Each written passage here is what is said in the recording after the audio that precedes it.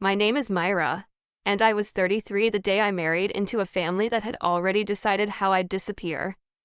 The reception was in a country club ballroom outside Charlottesville. All white roses and old money that wasn't there anymore. I was fixing my veil in the copper backsplash behind the bar, a mirror I never asked for. That is the only reason I saw my mother-in-law. Patricia stood behind me, and she didn't see my eyes in the metal. She saw my champagne. I watched her slide a small glass vial from her clutch and tip 3 clear drops into my glass. I didn't turn around. I didn't scream. I'd spent 8 years in an emergency room, and you learn to keep your face still while your hands keep working. I switched our glasses while she smiled at the room. What she did after she lifted that glass is the part no one there was ready for. Welcome back to Calm Drama Stories, where quiet women have loud reckonings, and a whole room can go silent in a single breath. If you've ever been the one they seated at the far table and hoped would stay small, you'll feel this one. Settle in, drop a comment, and be sure to subscribe. Let me back up 3 years because you should know who I was before that ballroom. I grew up on a dairy farm in the Shenandoah Valley, the kind with a kitchen that smelled like coffee at 4 in the morning. My father milked 70 cows by hand when the machines broke, and they broke a lot. When I was 19, the bank sent a letter that nearly took the farm. I remember my mother reading it twice, folding it small, and saying, "Well, we'll figure it out." We did. I worked 2 jobs and put myself through nursing school at night, and I sent home every spare dollar until the note was paid. Nobody handed me anything. I learned to read people the way my father read weather, by the small things, the tightening around the eyes, the way a hand goes quiet right before bad news. In the ER, that skill keeps patients alive. You watch the ones who say they're fine. You watch the still ones hardest of all. By 30, I was a charge nurse, steady under pressure, the person they called when a room went sideways. What I wasn't good at was letting anyone carry anything for me. I fixed. I handled. I stood between other people and the worst day of their lives, and I told myself that was the same thing as being close to someone. It isn't. That habit would cost me later, in a way I didn't expect, but it would also save me. Reading a room is a survival skill, and mine was about to be tested by the most polished, most dangerous patient I'd ever met. I met Daniel Vance at the hospital, of all places. He'd brought his uncle in with chest pain, and he stayed in the waiting room for 9 hours and never once asked a nurse to hurry. That patience is what I noticed first. We dated quietly for a year before he took me to meet his mother. The Vance house sat on 40 acres near Charlottesville. White columns, a long gravel drive, a portrait of some general nobody could quite place. Patricia met us in the front room with a smile that arrived a half-second too late. She asked about my parents, and when I said farmers, she repeated the word like she was holding it with tongs. "And what do your people do exactly?" she asked, as if cows were a hobby. I told her my father milked dairy. She turned to Daniel and said, "How wholesome." Over dinner, she mentioned the Vance name 4 times. She mentioned the trust twice. When I stood to help clear the plates, she touched my wrist gently and said the line I would hear in my sleep for years. "You can put a nurse in a white dress," she said, smiling, "but she's still staff." Everyone laughed like it was charming. Daniel didn't. He caught my eye across the table, and under it he reached for my hand. That was the first time I understood 2 things at once. His mother saw me as help, who'd wandered into the family photo. And the family money she guarded so tightly was not nearly as deep as the house wanted you to believe. I just didn't yet know how far she'd go to keep both of those things hidden. 3 years is a long time to be corrected gently. That's how Patricia did it. Never a blow, always a tap. At Thanksgiving, she seated me at the children's table and called it cozy. At the Vance Christmas, she handed everyone a wrapped gift and handed me a gift card. "Since I wasn't sure of your taste." When the family took its portrait by the staircase, somebody always needed me to hold the dog. I have no pictures of myself from 2 of those holidays. I stopped mentioning it because mentioning it made me the problem. Meanwhile, I started to see the shape of the things she protected. The Vance estate ran on a family trust, and Daniel's share of it paid for more of our life than he liked to admit. The car, part of the apartment in Richmond, the membership at that country club. Patricia controlled the spigot, and Gerald Pryor, the family attorney, controlled the paperwork. Daniel had grown up being told the trust was the family's spine, and that loyalty to it was loyalty to his father's memory. He wasn't greedy, he was dependent, which is a quieter trap. I kept asking myself the same question, the one that wouldn't sit still. Why did a woman with so much status spend so much energy on a nurse from a dairy farm? Contempt is cheap. Effort costs something. Patricia was spending real effort on making me smaller, and people don't do that out of snobbery alone. They do it out of fear. I should have followed that thread sooner. By the time I did, I was already engaged, and the wedding was already being planned by the only person in the family who frightened me. Daniel proposed on the back porch of the farm in front of my parents, with my father's old barn behind him. He did it there on purpose, and I loved him for it. I expected Patricia to fight the wedding. She didn't. That should have been my first real warning. Within a week, she'd appointed herself the planner. To take the burden off you, dear, you work such long shifts. She booked the country club. She chose the flowers, the cake, the seating. I tried to push back once on the guest list, and she pressed my hand and said, "Let me give you this. It's the least the family can do." It was so warm it made my skin crawl, though I couldn't have told you why. The one thing she insisted on, the thing she said 3 times, was the toast. "I'll handle the champagne," she said. "And I'll say a few words before we lift our glasses. A mother should get to bless her son's marriage." Daniel thought it was sweet. I thought it was strange that a woman who'd never blessed anything I did suddenly wanted to bless the most important day of my life. But I was tired, and I was working 4 12-hour shifts a week, and I let it go. That is the part I keep turning over. I noticed the wrongness. I felt the cold edge under the warmth, and I told myself I was being unfair to a woman trying, finally, to be kind. I let her pour the champagne. I let her hold the toast.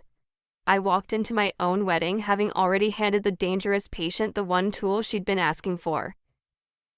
The rehearsal dinner was the night before, in a private room at the club. Patricia had place cards in calligraphy and a speech she pretended was off the cuff. She'd been kind all evening, unnervingly kind, refilling glasses, laughing at my father's jokes about cows. Near the end, she stood and tapped her glass with a spoon, and the room hushed for her the way rooms always did. She talked about Daniel as a boy. She talked about legacy, about the Vance name, about how a family is more than blood, it's loyalty. Then she raised her glass, looked straight at me and said, "To family, the real kind." Everyone drank and beamed. My mother squeezed my arm, but I watched Patricia's face over the rim of her glass, and her eyes never warmed the way her mouth did. There's a thing that happens to a patient's face when they're smiling and lying at the same time, a flatness in the cheeks, a stillness in the eyes that doesn't match the curve of the lips. Nurses learn it on the worst nights. Patricia had that face. Daniel leaned over and whispered, "See? She's coming around." I nodded because I wanted it to be true. I wanted, for once, to be wrong about a person. I told myself the line was just her being grand, the real kind. I let it slide off me. I would hear those 4 words again, the very next day, in the same voice, with the same flat eyes, and the second time they'd land like a verdict. I just didn't know yet that she meant them as a sentence, and that she'd already chosen how to carry it out. The wedding day was bright and too warm, the kind of June afternoon that makes everyone drink faster. The ceremony went off without a scratch. Daniel cried a little when he said his vows, which I'll never tell him I noticed. The reception moved into the ballroom, and the staff lined the long marble bar with flutes for the toast Patricia had insisted on running. I slipped behind the corner of that bar to fix my veil, which had come loose during the first dance. Years ago, I'd admired the copper backsplash there, a sheet of hammered metal polished to a soft mirror, and I'd told the banquet manager so. I was looking at my own reflection, pinning the veil, when a second figure rose into the copper behind me. Patricia. She was standing at the bar 3 feet away, and she did not know I could see her. She thought my back was to her.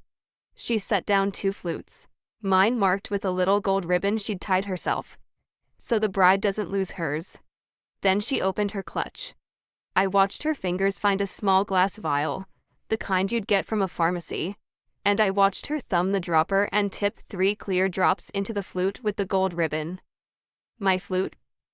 She capped the vial, tucked it away, and adjusted a rose like nothing had happened. I had maybe 5 seconds before she'd turn and look for me. Every alarm I owned went off at once. The same calm red alarm that fires when a patient codes, and the room needs one person not to panic. I did not let my face change. I'd seen 1,000 bad moments and learned that the first one to move with steady hands controls what happens next. So I made my hands steady. I finished pinning my veil.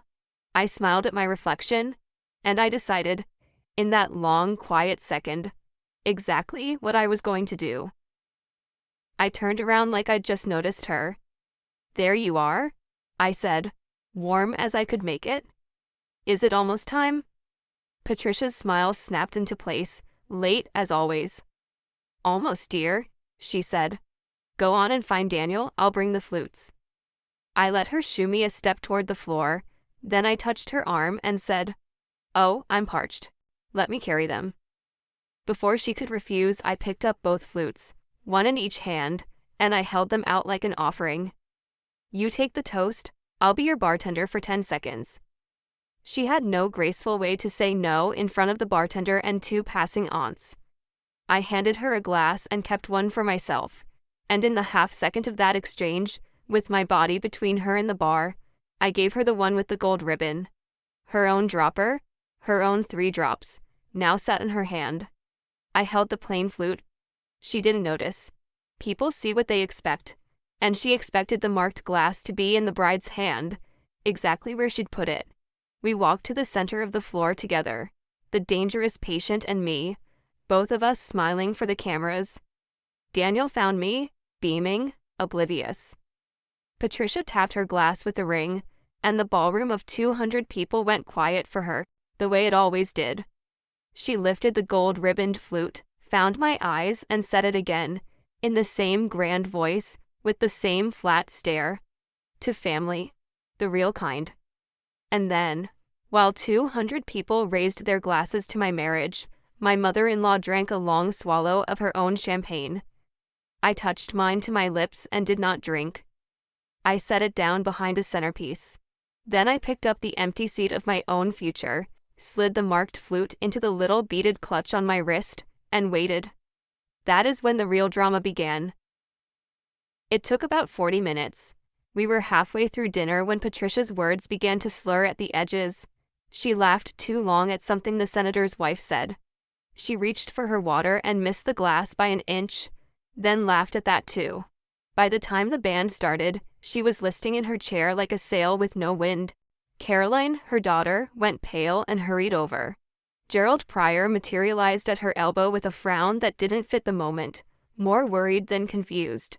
The worry of a man whose plan was going wrong. Patricia tried to stand and her knees turned to water. It took 2 cousins and a waiter to walk her out to the car.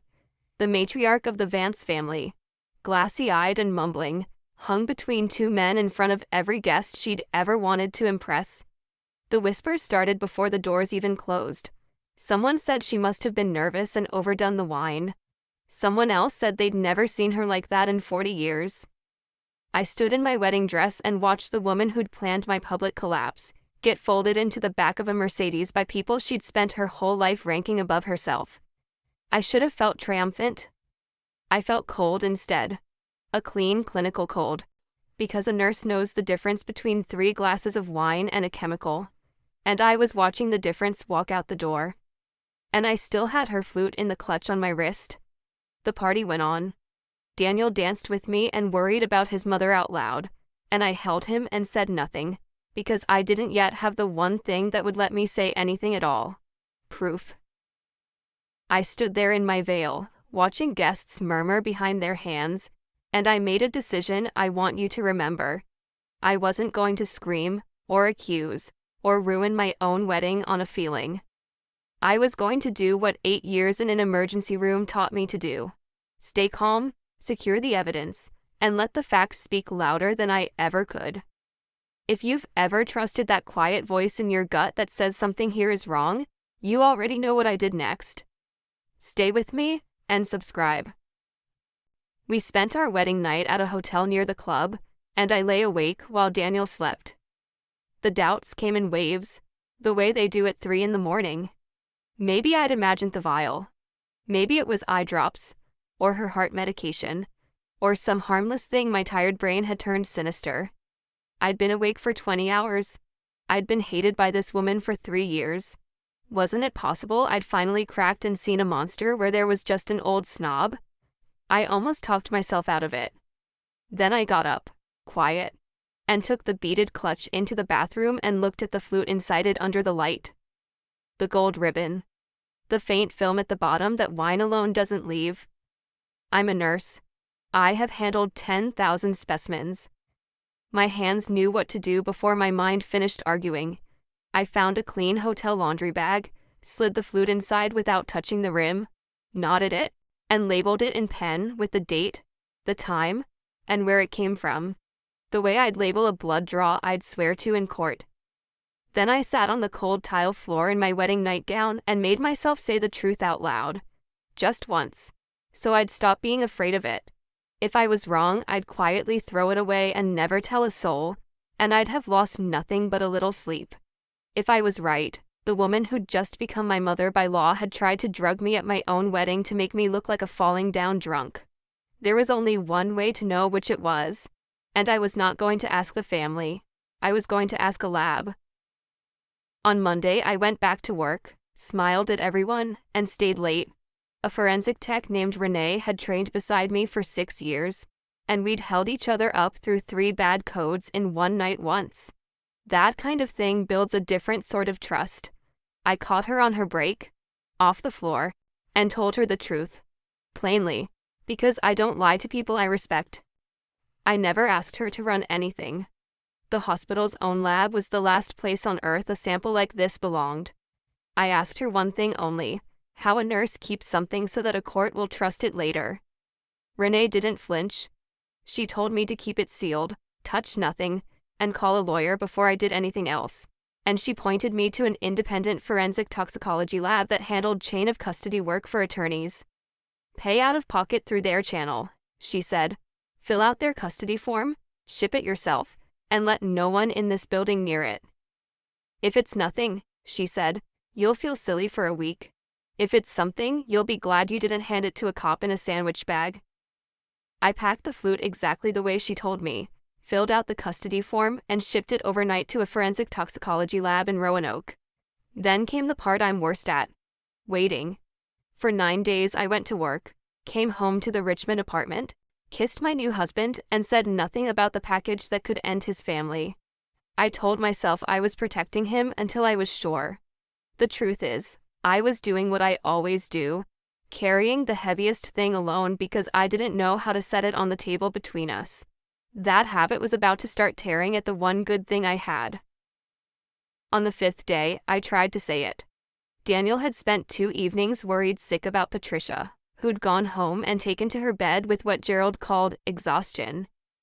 Daniel sat at our kitchen counter that night, turning his coffee mug in slow circles, and said, "I just don't understand it. She's never had more than 2 glasses in her life." It was the opening I'd been waiting for. So I set down my own mug, and I said it carefully. "Daniel, I don't think it was the wine." He looked up. "What do you mean?" I told him what I saw in the copper, the vial, the 3 drops, the gold ribbon, the switch. I kept my voice level. The voice I used to tell a family their father is not going to make it. He listened to all of it. And then his face closed like a door. "You think my mother poisoned you," he said. Not a question. An accusation pointed back at me. "I think she drugged the glass meant for me," I said. "And I think she drank it by mistake." He stood up so fast the stool scraped. She drank too much, Myra, that's all. People don't do what you're describing. My mother is difficult. She is not a criminal. I'd expected denial. I hadn't expected it to feel like a slap. I almost told him about the lab. I almost laid the whole thing on the counter. But the look on his face told me he'd defend her against a feeling with everything he had. And I had only a feeling, not get a number on a page. So I did the thing I always do. I closed the door he'd closed, and I carried it alone, and I waited for Roanoke. That weekend, the family held a post-wedding brunch at the Vance house, because Patricia, feeling much better, wanted to thank everyone for their grace. I almost didn't go. I went because staying away would have looked like the guilt they wanted to pin on me. The house was full of relatives eating quiche on the good china. Patricia held court from an armchair with a blanket over her knees, playing the recovering grande dame. She thanked the room for understanding her little spell. She did not look at me once. I drifted toward the hallway to find a quieter corner, and that's where I saw them. Caroline and Gerald Pryor, tucked into the study off the hall, talking low and fast. Caroline had her arms crossed tight. Gerald held a thick manila folder against his chest like a shield. I caught only the tail of it before they noticed me. Can't wait. The timing matters now. Then Caroline saw me in the doorway and the conversation died like a snuffed candle. Myra, she said too brightly, we were just discussing some family business. Boring trust paperwork.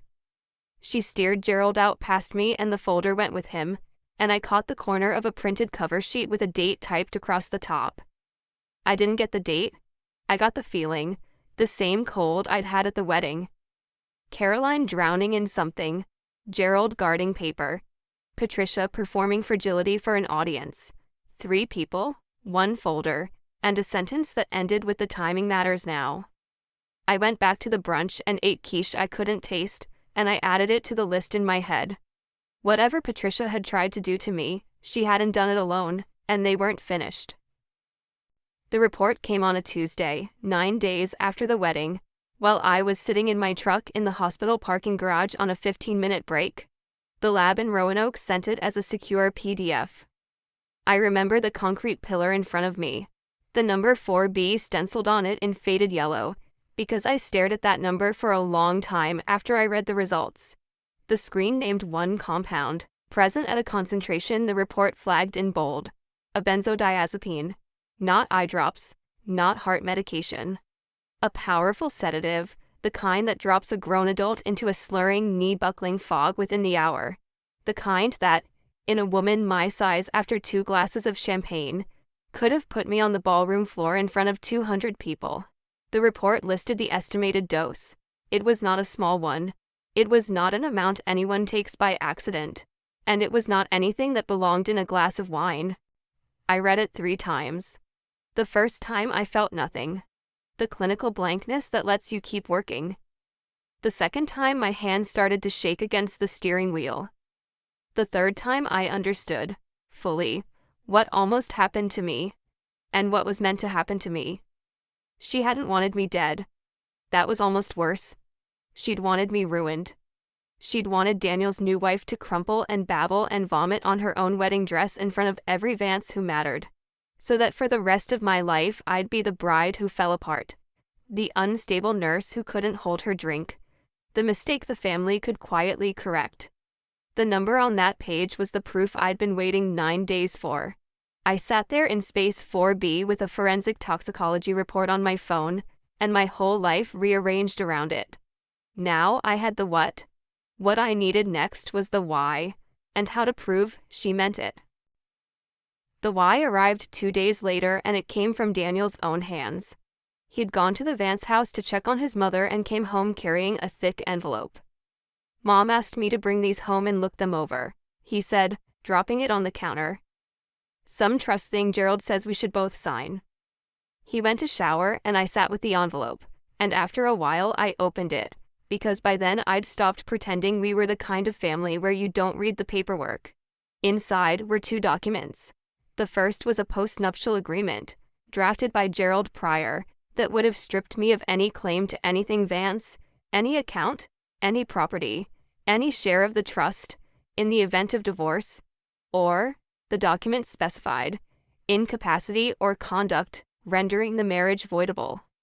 The second was worse. It was a draft petition for annulment, alleging that I had entered the marriage under false pretenses and had displayed erratic and intoxicated behavior, suggesting I was unfit. Both documents were dated. I checked the dates twice, then a third time, because I needed to be sure my eyes weren't doing what I wanted them to. The postnup was dated 11 days before the wedding. The annulment petition was dated 9 days before the wedding. They had drafted the papers to dissolve my marriage before I had even walked down the aisle. The drugging wasn't an impulse. It was the trigger for a plan already sitting in a folder, waiting for me to collapse on cue so they could file it. I heard the shower shut off down the hall, and I knew that the man drying his hair 20 feet away had just carried the proof of his mother's plot into our home and set it on the counter himself. I didn't ambush him. I made coffee, and when he came out I asked him to sit down, and I laid 3 things on the counter in a row, like instruments on a tray: the toxicology report, the postnuptial agreement, the annulment petition. "Read the dates," I said. "That's all I'm asking. Just read the dates." He read. I watched it happen the way I've watched it happen to 100 families in a hospital hallway. The slow arrival of a truth too big to take in one breath. His face went from annoyed, to confused, to something gray and stricken. "This is dated before the wedding," he said quietly. "Both of them." "Yes." "And this?" He touched the report, not picking it up like it was hot. "This is what was in the glass." "That's what was in the glass meant for me?" I said. "Which your mother drank instead, because I switched them." He put both hands flat on the counter and stared at the marble for a long time. I didn't fill the silence I'd learned not to. "She told me you were unstable," he finally said. "Last week. She said marriage had brought out something in you, that she was worried. She asked me to keep an eye on your drinking." His voice cracked on the last word, because he understood now that the script had been written for him too. He'd been cast as the loving son who'd reluctantly agree his wife was unwell.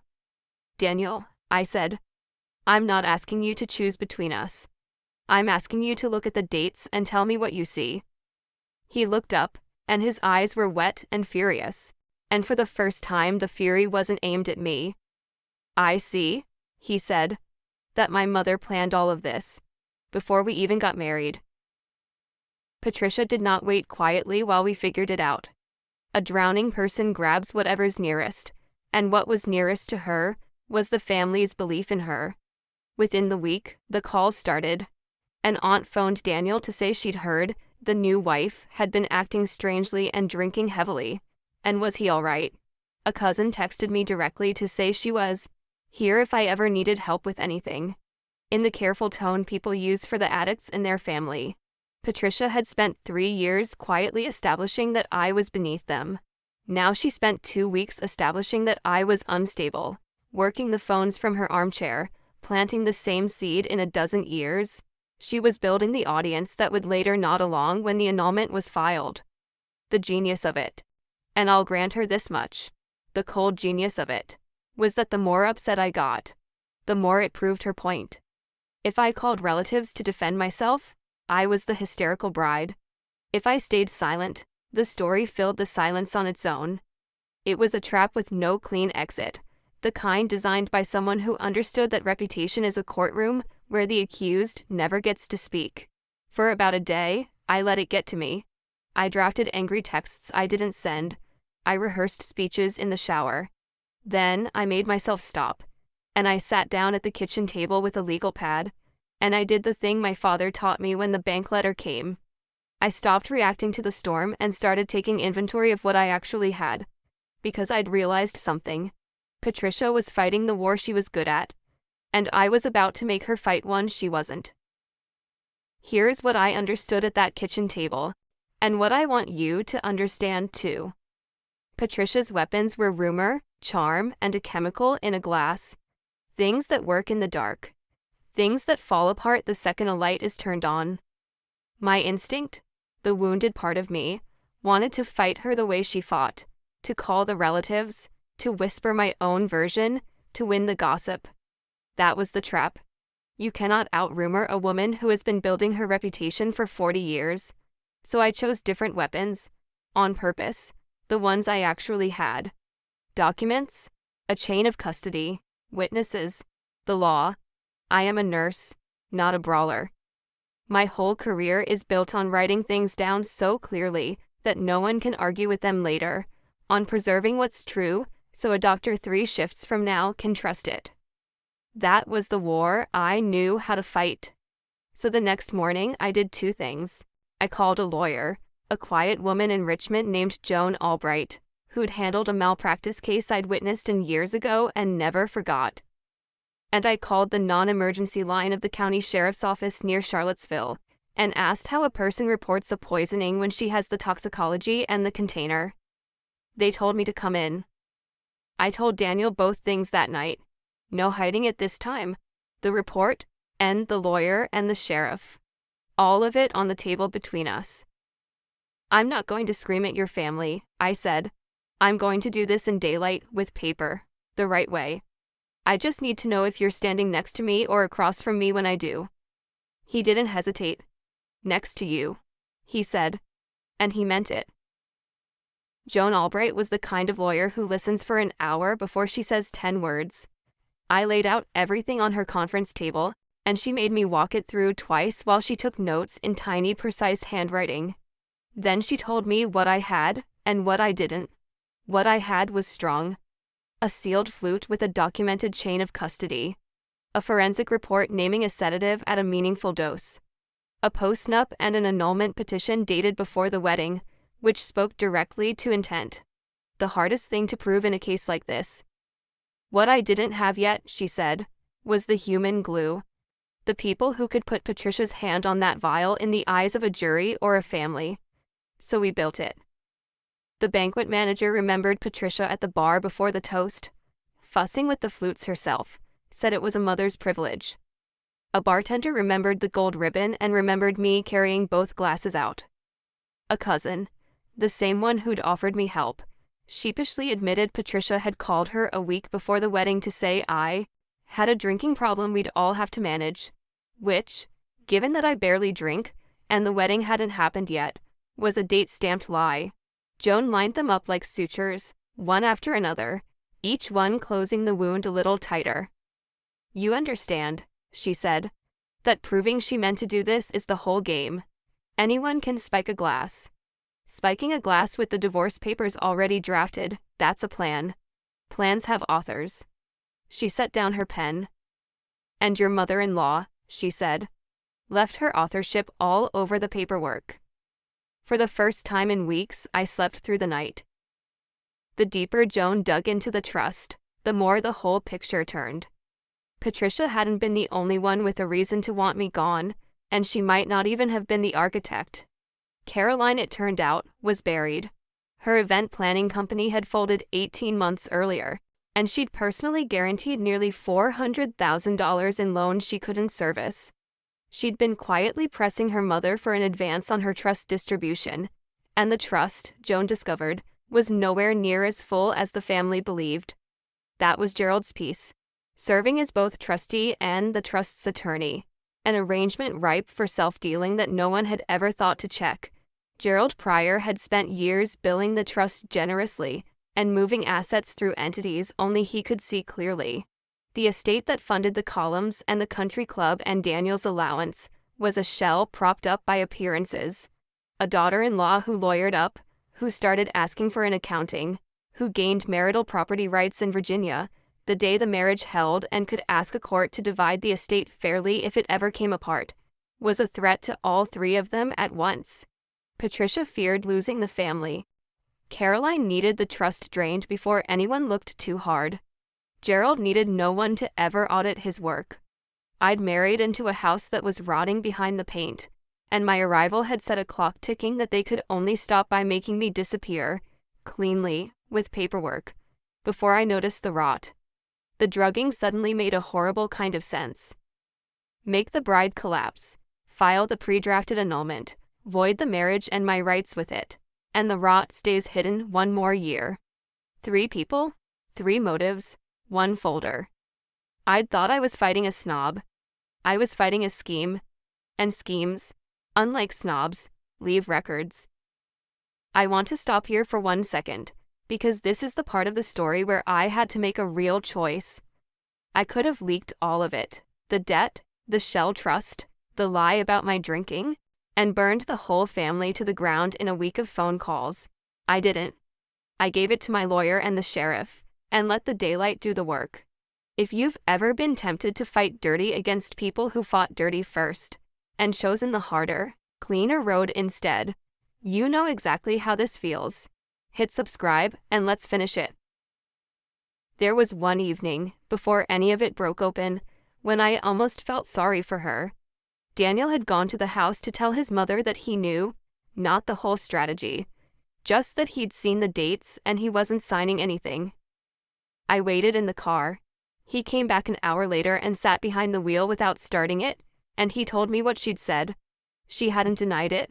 She'd done something worse. She'd explained it. She told him about his father's first marriage, the one before her, the wife who'd charmed the old man and then, over a decade, bled the Vance estate down to 1/3 of what it had been, lawyer by lawyer, account by account, smiling the whole time. Patricia had watched it happen as a young woman engaged to the family's son. She'd watched the columns go up on a house that was already hollow. She said she swore she'd never let it happen again. Daniel told me, staring through the windshield. She said the second she met you, a nurse, no money, marrying up, she knew. She said she did what no one had the spine to do the first time. I sat with that. I won't pretend it didn't move something in me. She wasn't a cartoon. She was a frightened old woman who'd built her whole identity around guarding a legacy that was already gone, who'd looked at me and seen a ghost from 40 years ago, and who'd decided that fear gave her the right to poison a stranger at a party. Understanding her was not the same as forgiving her. A reason is not a permission. I felt the pity, and I let it pass through me, and then I picked the report back up. Fear explains a great deal. It excuses nothing. Daniel made his choice in actions, not speeches, which is how I knew it was real. The morning after that conversation in the car, he called the bank and began the work of separating his life from the trust his mother controlled. It was harder than it should have been, because his accounts were tangled with the family's in ways Gerald had designed to be hard to unwind. But he started. He moved his direct deposit. He opened an account in just our 2 names. He resigned, in writing, from a small advisory role on the trust that Gerald had given him years ago precisely to keep him inside the tent. Each step cost him something. He'd grown up believing the trust was his father, in a way. That loyalty to it was the only thing his father had asked of him. Pulling free of it felt to him like leaving a grave. He did it anyway. One night he said the thing that told me he'd crossed over for good. "I keep waiting to feel like I'm betraying her," he said. "And instead, I just feel like I finally stopped letting her betray you." Then he said he wanted to be in the room. Joan and the sheriff's investigator had been building toward a sit-down, a formal meeting that the family didn't yet understand the shape of. Gerald and Patricia were trying to call their own meeting, a trust review, where they planned to confront me, present the unstable bride narrative, and produce the annulment papers for Daniel to consider. They thought they were summoning me to my own quiet execution. We let them think it. And Daniel asked one thing. "Whatever you bring into that room," he said, "let me be standing next to you when you set it down." The meeting was set for a Sunday afternoon at the Vance house, in the formal front room with the general's portrait and the long mahogany table. Gerald called it a family trust review. The invitation, relayed through Daniel, made the agenda clear without saying it. They wanted Daniel and me both there. They wanted Patricia, recovered now, to speak about her concerns for the family's well-being. They wanted Gerald present to walk everyone through some documents. It was the staging of an intervention, with me as the patient and the annulment as the cure. I knew exactly what folder would be on that table. So Joan and I prepared a different folder. We had the sealed flute, photographed and logged. We had the forensic report. We had the postnup and the annulment petition with their impossible dates. We had short signed statements from the banquet manager, the bartender, and the cousin. And we had one more guest the family did not know was coming. I spent that whole week calm, the strange flat calm I get before a long shift I know will be brutal. I laid my clothes out the night before. I read the report one final time, not because I needed to, but the way you check your kit before a code. Daniel asked if I was nervous. I told him the truth. I've stood at the foot of a lot of beds and told a lot of families the thing they didn't want to hear. I said, I know how to keep my voice steady while the room falls apart. He took my hand across the table. The trap they'd built had one flaw they never considered. They'd assumed the quiet one in the family was the one who'd break. They were about to find out she was the one who'd been writing everything down. We arrived at the Vance house at 2 on Sunday, and the front room was set like a stage. Patricia sat at the head of the mahogany table, restored to herself, pearls on, a cup of tea she didn't drink. Gerald sat at her right with his manila folder squared in front of him. Caroline sat at her left, pale, her fingers worrying the hem of her sleeve. There were a few others, the aunt who'd made the worried call, a Vance cousin, the family's old minister who'd married us and whom Patricia had invited to lend the afternoon a holy weight. Daniel and I were shown to 2 chairs at the foot of the table, the petitioner's end, the children's end. I noticed the seating and almost smiled. Some habits never die. I set my own folder on the table in front of me, plain, unremarkable, and folded my hands on top of it. 2 other people had come with us that day, and the room had no idea they were waiting in the front hall. One was Joan Albright, my attorney. The other was investigator Dana Wells from the county sheriff's office, who had spent 3 weeks quietly confirming everything in my folder, and who had asked, with great interest, to be present when the Vance family reviewed their documents.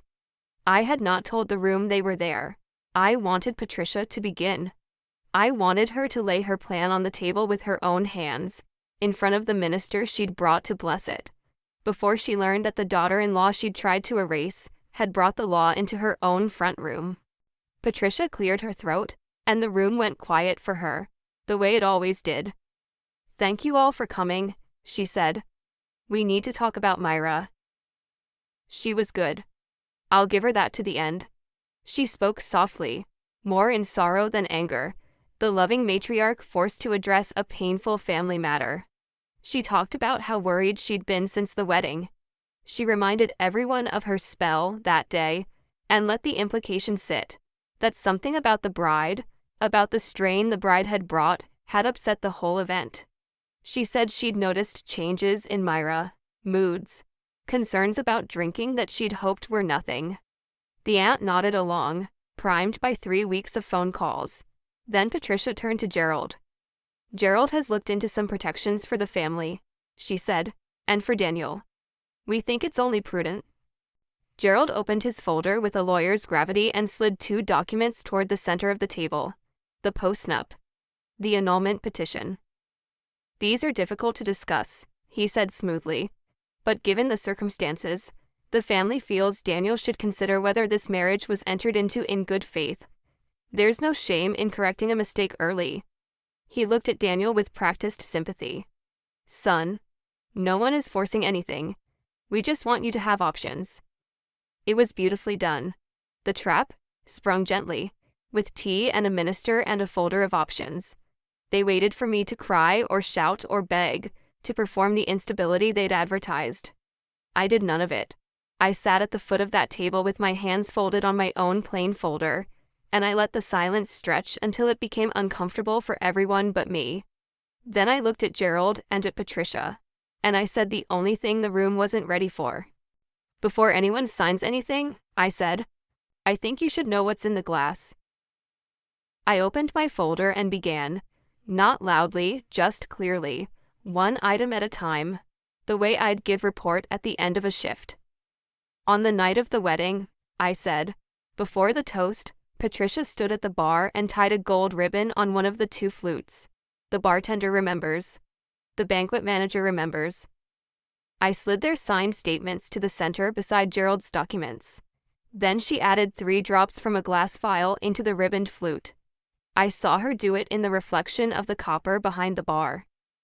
I set down a photograph of the sealed flute in its evidence bag, the gold ribbon visible, the date and time in my handwriting on the label. I didn't drink from that glass. I switched ours and she drank it herself, which is why she couldn't stand at her own son's reception. I placed the forensic report on the table and turned it so Patricia could read the bold line at the top. This is what was in it.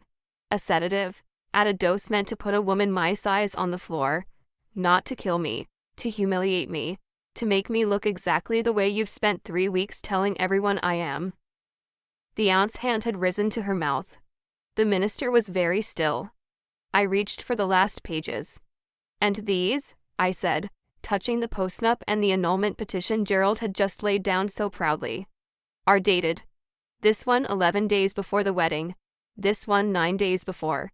You drafted the papers to end my marriage before I was even married. The drug was just the cue to file them. Patricia opened her mouth, and I held up one hand, gently, the way you calm a frightened patient. I'm almost finished, I said. Caroline owes nearly $400,000 she can't pay. The trust everyone in this room thinks is full has been managed for years by a man who is both its trustee and its attorney, and who has never once let anyone audit his work. A daughter-in-law with rights was a problem for all 3 of you at the same time. So you tried to drug her out of the family. I looked around the silent table and I left them with the line I'd been saving, the one that held the whole afternoon. Don't drink what they pour you, I said quietly. You'll always want to know what's in it first. Patricia broke first, and she broke loudly. How dare you, she said, rising out of her chair, her voice climbing in a way the family had never heard. How dare you bring this filth into my home, into your father's house? She wasn't talking to me anymore.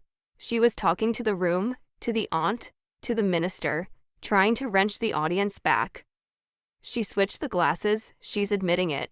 She drugged me. Joan Albright chose that moment to step in from the hall. She switched 2 glasses your client had already tampered with, Joan said calmly. Drinking your own poison is not a crime committed against you. Behind her came Investigator Wells, in a plain jacket with a badge clipped at her belt, and the room changed temperature. Caroline made a small sound and turned on her mother. I told you this was insane, she hissed. I told you the papers were too much. I never agreed to the... She stopped, but it was too late. The agreement was in the air now. Gerald was already gathering his documents with shaking hands, saying he would need to consult counsel of his own, that he'd been acting on information provided by his client, that he could not be held responsible. The 3 of them turned on each other in the space of a minute, each reaching for the lifeboat, each shoving the others off it. Patricia stood at the head of the table she'd ruled for 40 years and watched her allies scatter. And her face did the thing I'd seen at the rehearsal. The smile gone, the flatness exposed for what it always was. Through all of it, I stayed in my chair at the foot of the table, hands folded, saying nothing, because there was nothing left for me to say. The paper said it for me. In the middle of all that noise, Daniel stood up. He didn't shout. He walked the length of the table, past his mother, past Gerald and his trembling folder, past his sister, and he stopped beside my chair and put his hand on my shoulder, where the whole room could see it. I've heard enough, he said. His voice was quiet, but it carried, because everyone had gone silent to hear which way the sun would fall. You drafted papers to throw my wife out before I married her, he said to his mother. You put a drug in her glass at our wedding, and you brought a minister here today to help you do it cleanly. Patricia reached for him. The old reach, the one that had always worked. Daniel? Everything I did to protect this family? You're not the family, he said. She is. Then he looked at her for a long moment, and he gave her back the words she'd used on me twice. Once at the rehearsal and once over my poison glass. And in his mouth, they finally meant something true. To family, he said. The real kind. He helped me up from the petitioner's chair at the foot of the table, and we walked out of the front room together, past Investigator Wells, who gave me a small nod, past the general's portrait, into the bright June afternoon. Behind us, the house full of old money that wasn't there anymore had finally, completely, gone quiet. I'll tell you what happened to all of them, because I know you'll want to know. And because the daylight I chose did exactly what daylight does. Investigator Wells took my folder, the flute, and the report into a formal case. And these things move slower than television promises. It was nearly 4 months before a grand jury heard it. Proving intent had been the whole question, and the documents dated before the wedding answered it. That fall, Patricia was charged with a felony, the kind that carries real years, because spiking a drink with a sedative is not a prank, and the law does not treat it like one, especially when the divorce papers are sitting in a drawer with the dates still on them. She was arraigned in the same county where she'd hosted 40 years of fundraisers. She did not go to jail that day. The system moves slowly, but the case is moving, and her own lawyer told her there is no version of this where the dates go away. Gerald Pryor's part unraveled on its own track. The moment Joan filed for a full accounting that summer, the rot came up like a floorboard, and it kept coming for the better part of a year. The state bar opened an inquiry into a man serving as both trustee and counsel, while quietly billing an estate into a shell. The trust was frozen pending an independent audit, and the early numbers suggested years of self-dealing that had nothing to do with me. By the following spring, Caroline's debt had become the least of her problems, because her name had turned up in the timeline of the plan. She's cooperating now, which is a polite word for telling the truth about her mother in exchange for not being charged alongside her. The Vance estate, the columns, the country club, the legacy Patricia had been willing to poison a stranger to protect, turned out to have been hollow for years. She'd guarded a ghost. As for Daniel and me, we did the one thing that mattered most, and it wasn't dramatic. We drew a line, and we held it. No contact. Everything through Joan. We sold nothing of theirs and took nothing of theirs, and asked for nothing but to be left alone, which, after everything, felt like the richest thing we owned. He finished untangling his accounts from the trust, and we started over on a nurse's salary and his, smaller and cleaner and entirely ours. I went back to my unit, to the 4 a.m. coffee and the families in the worst hour of their lives, and I was better at it, somehow, for having sat at the foot of that table and stayed calm. People ask me if I wish I'd just thrown the glass away that night and never known. I don't. Because the truth, once I had it on paper, didn't make me bitter. It made me free. I stopped being a guest in a family that wanted me gone, and I became a woman who knew exactly where she stood.